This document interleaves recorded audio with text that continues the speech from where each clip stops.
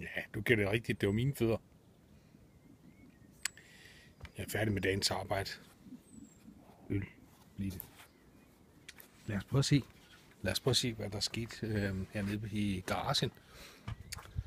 Det er jo fantastisk vejr nu igen. Efter tordenvejr, så kom der jo en masse solskin. Det er det solskin.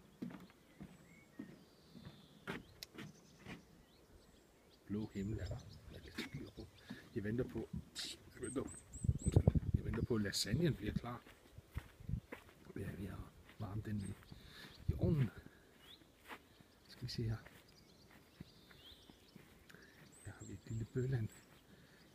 Med nogle bær. Jeg har desværre set nogle stærflokke flyve forbi.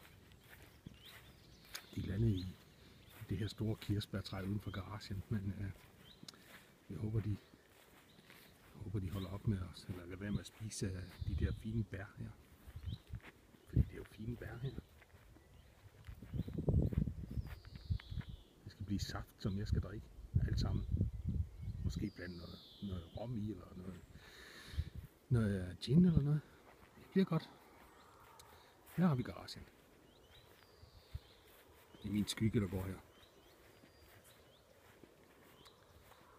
Den der port til venstre, den har jeg lavet for noget tid siden. Den der. Den her. Den er ny. Det er status quo i dag. Færdig port, næsten stor sten.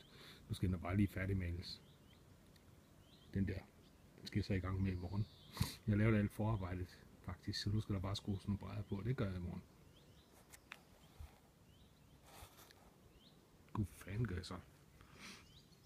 Sådan ser det ud. Nu går jeg op igen. Fordi det kan jo være, at minutter har ringet. Som indikator for, at min lasagne er klar. Det er sgu så nemt. Jeg skal bare putte lasagne ind i ovnen. Så skal jeg åbne munden, stoppe lasagnen ind. Tyk nogle gange, slutte. Så er det faktisk overstået. Og sådan ser det ud. Her i dag så jeg en grønspætte op rundt, men min video kunne ikke få til at fungere, så det bliver ikke filmet.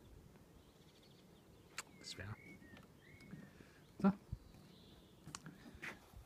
Slut for i dag. Nu går jeg videre.